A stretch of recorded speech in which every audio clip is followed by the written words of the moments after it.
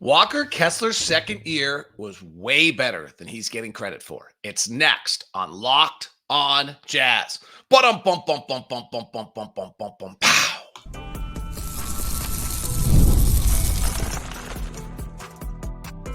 You are Locked on Jazz, your daily podcast on the Utah Jazz. Part of the Locked on Podcast Network. Your team every day. How are you? I am David Locke, radio voice of the Utah Jazz, Jazz NBA insider. This is Locked on Jazz. On today, we look at Walker Kessler's second year in the NBA, a year that most people are calling a disappointment, saying he regressed. That's not true. We'll get to it. We'll dig into it. We'll look into it at times. He was as good as anyone in the NBA defending the rim, and for the season, he marked up there with two of the best. We'll also look at top 10 draft pick Matthias Buzelis. I think that's how you pronounce it. And I need help. I don't see it at all. At all. A little Ron Holland thought, but I haven't watched enough to have a lot of thoughts on that. Plus, if we have time, Game 5, Mavericks, Wolves tonight. All coming up on today's edition of Locked on Jazz. As I mentioned, I am David Locke, radio voice of the Utah Jazz, Jazz NBA insider. This is Locked on Jazz. It's your daily podcast on the Utah Jazz. It's giving you insight, expertise, geeky numbers, and hopefully making it way better to be a Jazz fan each and every day. We are free and available on all podcasting apps, so please subscribe for free, and on YouTube, where you can subscribe and hit the bell button, be notified every time we drop an episode. Please be active in the chat rooms. Thumbs ups are always appreciated. I've always enjoyed all the chats in the YouTube. I've tried to jump in and comment on those. Today's show is brought to you by our friends over at FanDuel. FanDuel makes every moment more. Right now, new customers get $150 in bonus bets with a winning $5 bet. That's $150 with a winning $5 bet. Visit FanDuel.com/lockedon to get started. All right, let's walk through Walker Kessler's year. And I'll admit, I'm going to do this a little bit as a parent of someone the same age as Walker Kessler, with some sympathy to who he was, to his season.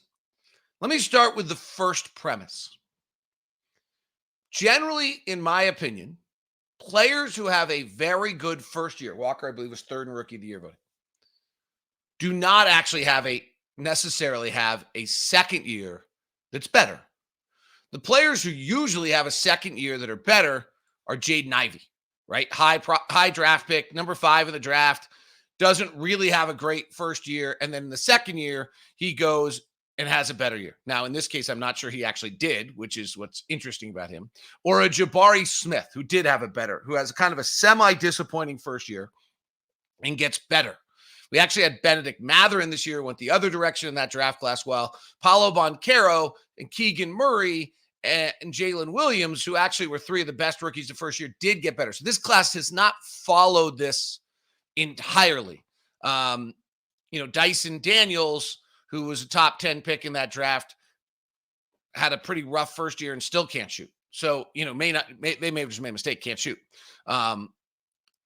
We'll see on these guys. Ochai Agbaji, same kind of thing. A bunch of guys didn't actually bump the second year like who have a bad first year. But Walker basically played less inspired basketball. So the number one thing I would say about Walker Kessler's second year to his first year in the NBA is I thought he didn't look like he liked it anymore. Okay? Like, I just thought he looked unhappy. I thought he looked like a young kid who had lost some zest to what was taking place. So to me, watching Walker's interesting. He's 22 years old.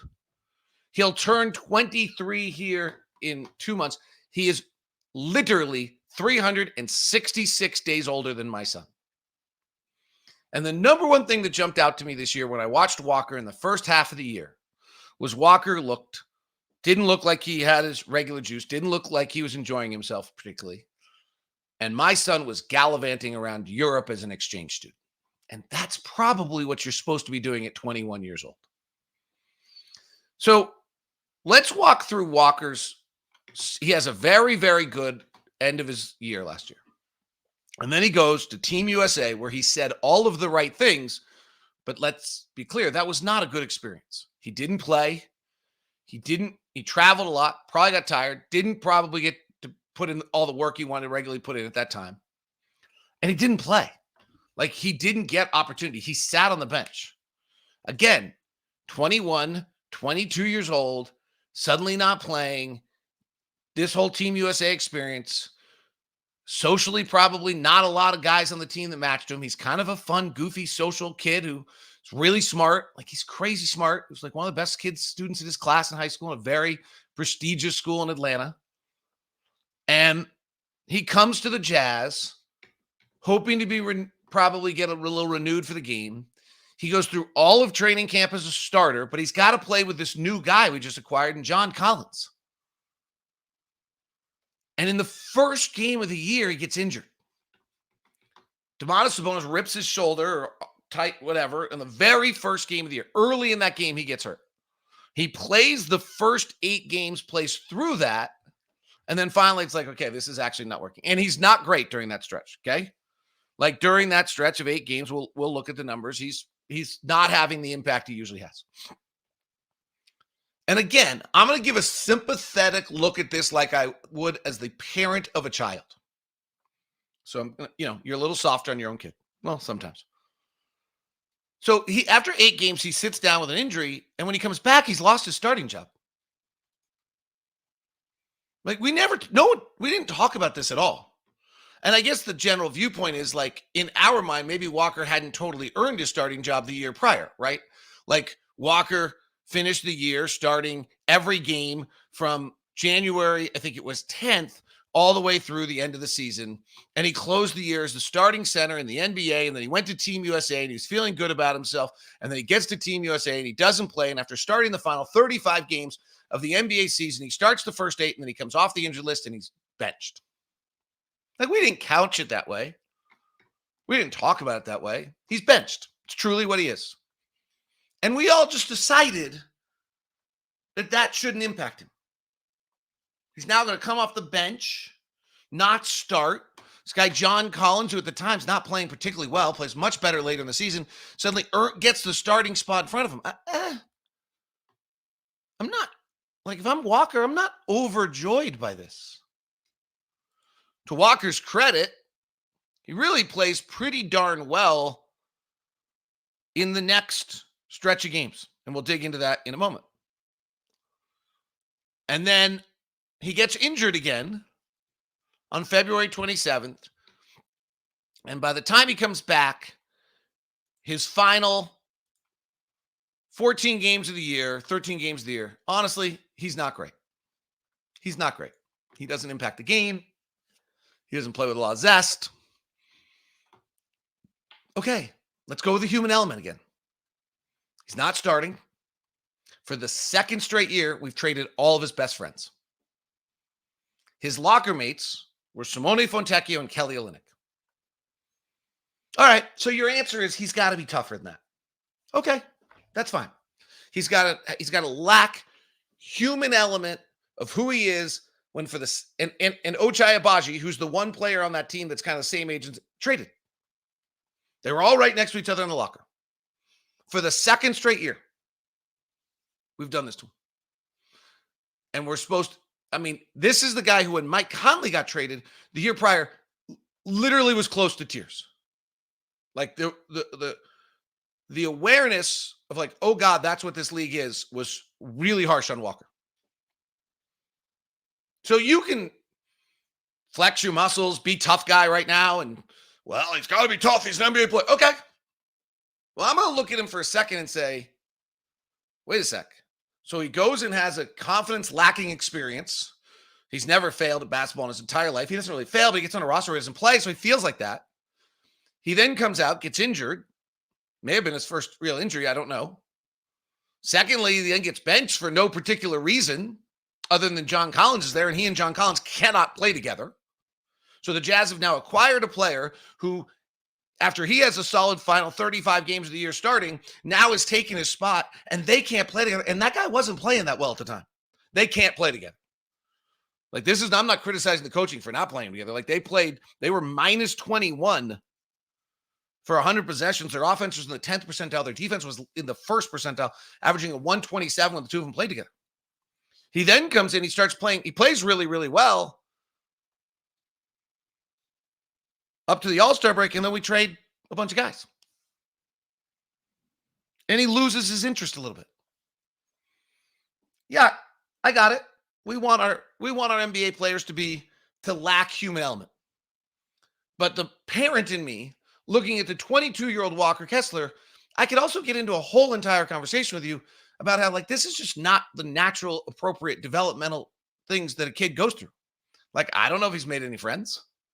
I don't know if he's, like, it's not a place where you're making friends. $3 million is not helping you make friends.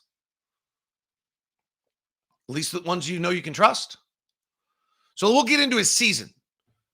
But I think you have to have an understanding of two things here when you start talking about Walker. One, players who have good first years don't usually have better second years. They have better third years. And two, let's have a little sympathy for what was a year that I think he probably had a little bit of a right to be a little sour. And then the fact is that in the middle of that year, he did one thing that I think is going to be incredibly important to his development, and the other thing that is who he is, and he was the best in the world at it. It's next on Locked On Jazz. Today's edition of Locked On Jazz is brought to you by my friends over at Intercap Lending. That's Steve Carter. He's absolutely fabulous. Chris Tapington wrote, Steve Carter over at Intercap was the second time I've used Intercap. I couldn't have been happier. Steve and his team got me a competitive interest rate, closed on my house way quicker than anyone else. Steven himself was great to work with, trying to get paperwork needed in the middle of me traveling across the country. His response, knowledge, and always pleasant to speak with. And Eric wrote, working with Steve was a great pleasure as he handled all aspects of the loan with efficiency and competence. Any questions were promptly answered, and he took extra time to be certain when he understood the process. We felt very well cared for by Steve and the rest of the Intercap team. We highly recommend Steve. And there's more. It comes from Zoe Gomez. My experience with Intercap Lending and Steve was nothing short of amazing. Not only were they very timely and responsive when it came to communication, but their efficiency got me significantly, got my significant other and I approved and funded within a couple weeks. It was stress-free, an amazing experience. I highly recommend Steve.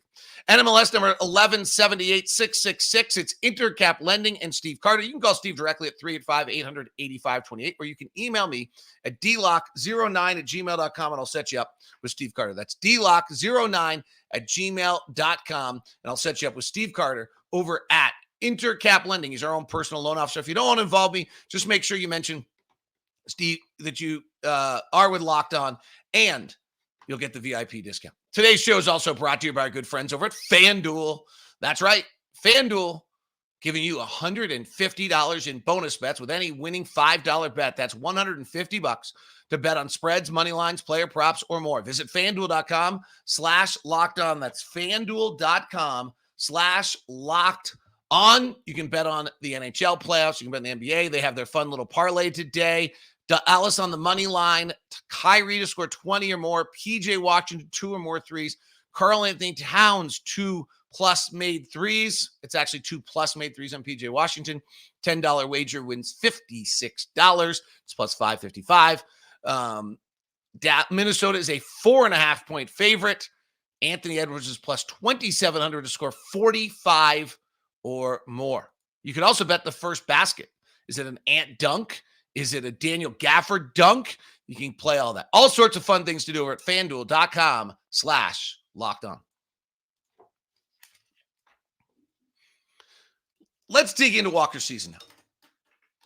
By the way, if you made the switch to Locked On Sports today, get rid of all the yelling, the screaming, the absurdity, the clickbait, the Kendrick Perkins garbage on Rudy Gobert, and get the local experts with their reasonable takes and their great knowledge. It's the Locked On Sports 24/7 stream. Locked On Sports today on YouTube, also available on Amazon Fire today. Brings you can't miss analysis, opinions, local experts streaming 24/7 on YouTube or on Amazon Fire TV channels app. Part of the Locked On Podcast Network, your team every day.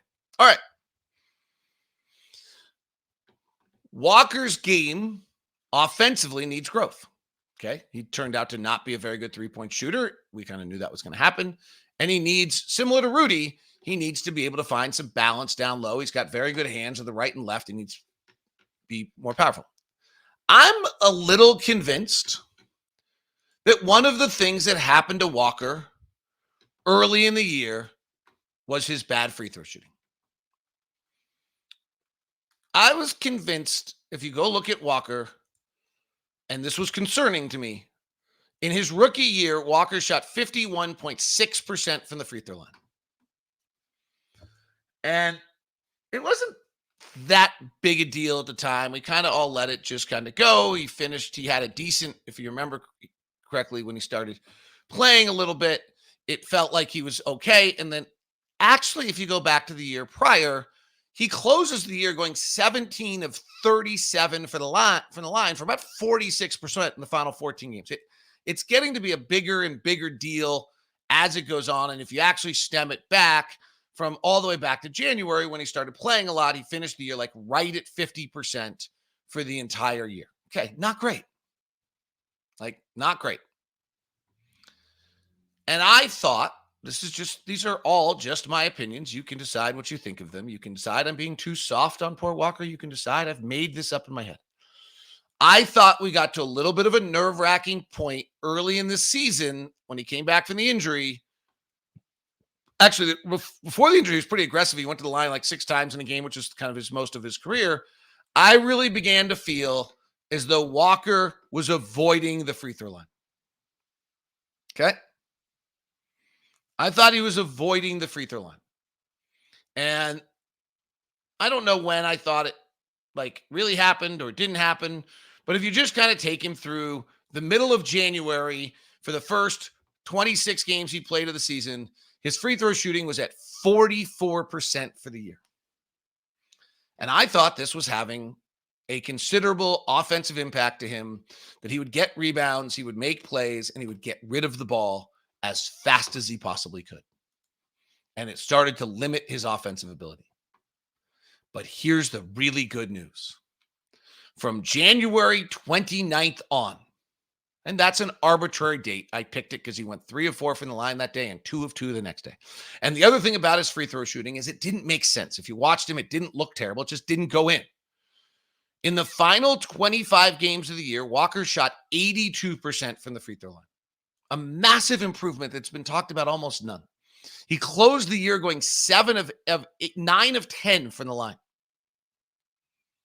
I think that is huge, because if Walker has the strength and confidence to go through people and not try to avoid being fouled when he takes shots, he'll finish at a much higher rate like he did in his first year. Now, what's going to make Walker a viable rotation player in the NBA, not better than Rudy Gobert, like a bunch of insanity started in his rookie year, that he's better than Rudy, and Rudy's one of the 3 greatest defensive players in the history of the game. But Walker has some innate skills, and as Will Hardy said a year ago, he has the capability of being a cornerstone for who you are defensively. Okay, let's look at his rim defense. He can't raise his arm above his shoulder for the first 8 games of the year, and he only impacts 6 shots a game, and he only impacts them at 6 points better than league average. Not very good. And finally shuts it down. Comes back, plays off the bench, so not against starters all the time. And from November 25th to the All-Star break, Walker Kessler impacts 6.8 shots a game, which is a lot. It's not huge, but it's a lot. It's high. It's not the biggest numbers in the league. And opponents shoot 15.6% worse than league average when Walker's the closest defender. All right. 15.6 sounds like a lot, is it? Well, it was number 1 in the NBA. So from November 25th to the All-Star break, Walker Kessler impacts just about 7 shots a game, and he impacts them at a rate. It is the most impactful defender in the NBA on a team that was last in the NBA in defense. So, that's pretty good.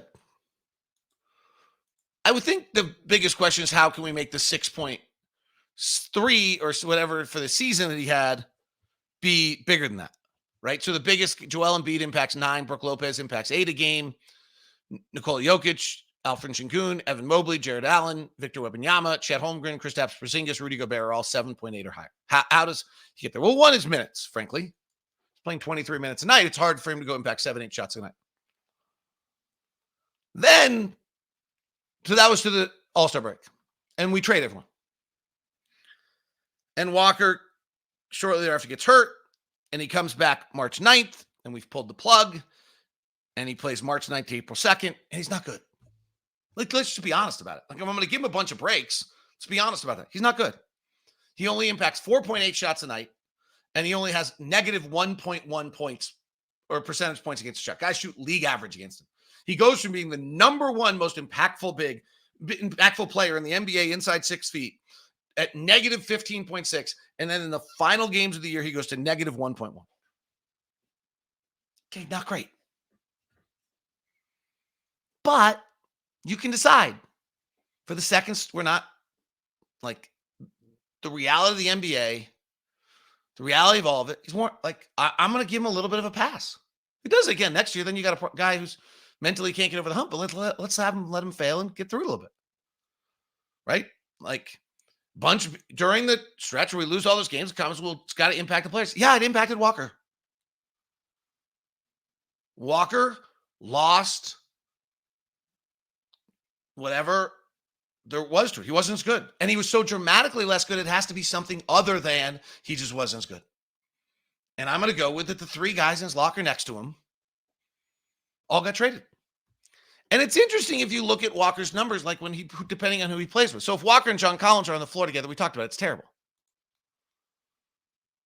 If Walker is on the floor with Lowry, if you actually just look at Walker, the lineups that Walker plays with without John Collins, and let's take Ochai Agbaji off him because Ochai Agbaji, 1, wasn't very good last year, and 2, got traded. Most of the lineups are pretty good. His main lineup is Keontae, Jordan Clarkson, Simone, got traded, Lowry and Walker, and they're plus 7.4. And the defense is in the 81st percentile. Chris Dunn, Colin Sexton, Simone, Lowry, Walker, plus 35. Not a lot of possessions. Offense was unbelievable. With Chris Dunn and Jordan Clarkson and Bryce Sensabaugh, his 3rd most lineup, they're negative. Okay, that's probably not on Walker. His next most common lineup was Talon, Colin, Simone, Kelly Olynyk, and Walker. And that was plus 16. Not surprised. And the defense was a 98.6. His next lineup was plus 5. His next lineup was plus 22. His next lineup was plus 28. Walker and Kelly were pretty good together. When he's playing with our primary guys, the 7 of the 8 most common lineups he played in were positive. 7 lineups in which Walker played over 50 possessions that didn't involve John Collins or Ochai Agbaji, 7 of the 8 were positive. It's a pretty good year, actually. Yeah. Was he flawless? No. Was he great? No. Did he make big strides of improvement? No. Did he mentally get knocked off his bearings a bunch of times? Yes. Do I think it's understandable? 100%. Do I think he can be a really good rotation NBA player? Yes. Do I think he can be a starting center? Yes. Do I think he can be a playoff 30-minute-a-night center? I don't know. Got to get better offensively, take advantage of switches. Got to be able to guard in space. All right. I need help. Well, first I need help on probably how to pronounce his name. But I watched Mateus Buzelis, I think. I don't know. And I don't get it at all. I need your help next on Locked on Jazz.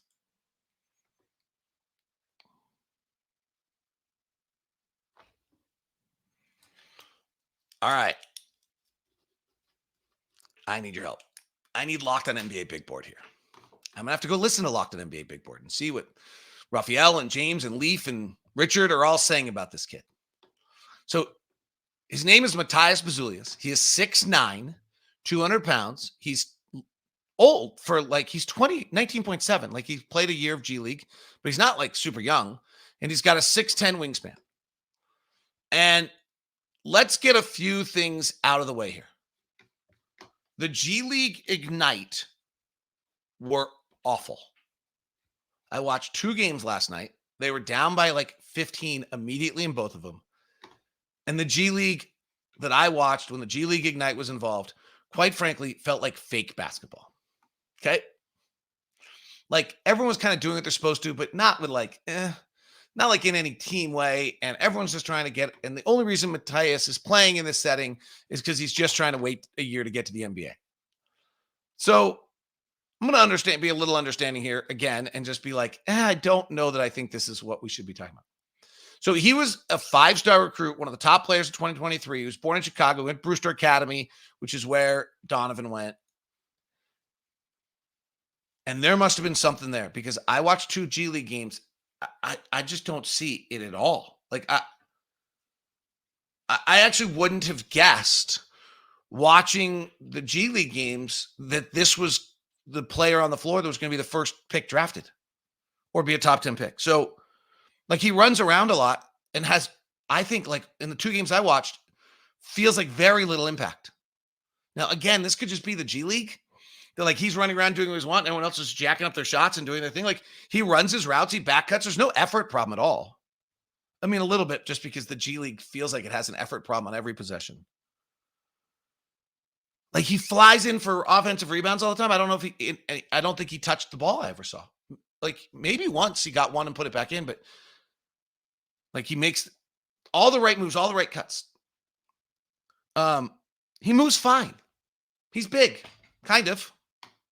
Like he's not like, you don't look at him like, on one thing he's listed at 6'10". At the Ringer he's listed at 6'8" and 0.8, like with a 6'10" wingspan. So like he's got really good size.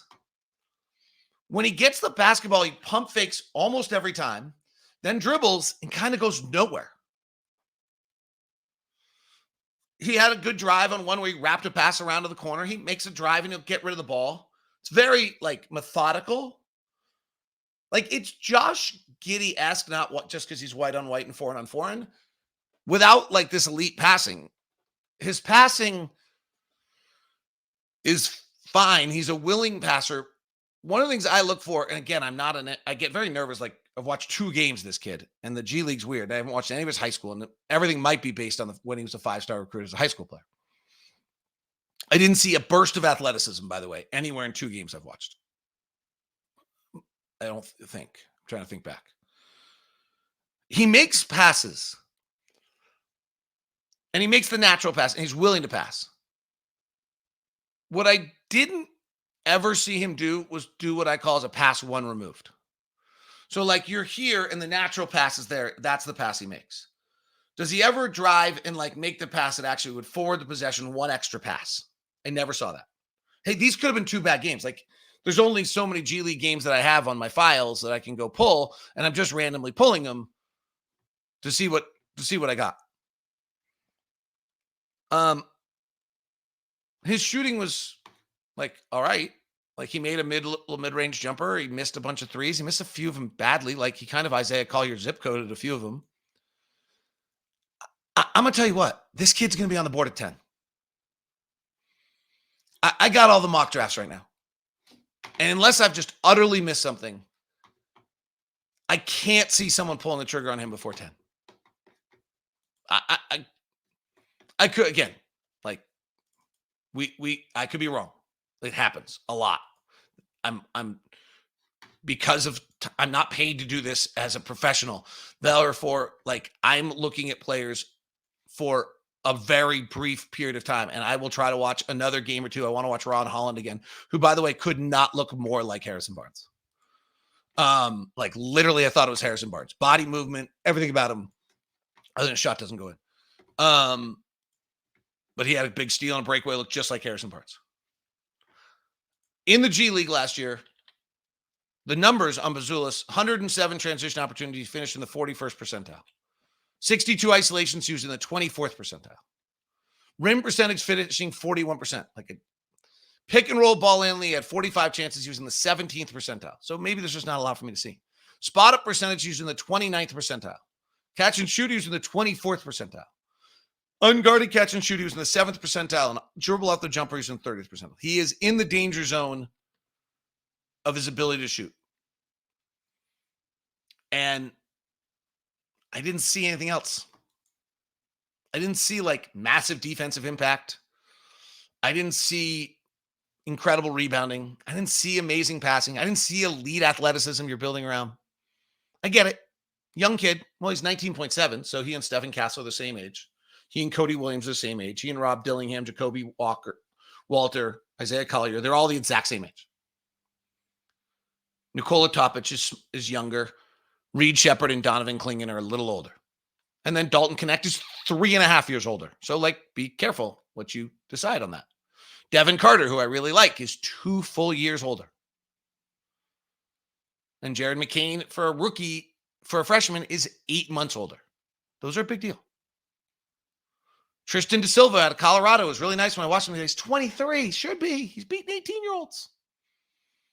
If you take a senior in high school and play him against 8th graders, they're going to kick their ass. So we'll see. I'll watch him some more. But I'm telling you, he'll be available at 10. I can't see an NBA team pulling that trigger. That is Locked On Jazz today. Thanks so much for making it to the end of Locked On Jazz. I couldn't thank you enough for that. Please make sure you've subscribed or followed already on the program. If you're on YouTube, a thumbs up would be greatly appreciated. Jump into the community and hit the chat room. If you got thoughts on me, feel free to email me at dlock09 or hit me up on X at dlock09. We'll do a Friday mailbag show tomorrow. Thanks so much for being a part of Locked On Jazz. We'll now send you over on YouTube, the first ever 24/7 national sports stream, Locked On Sports Today. If you're on audio, go check out Locked On Sports Today on YouTube or on Amazon Fire TV. Have a great one. Thank you.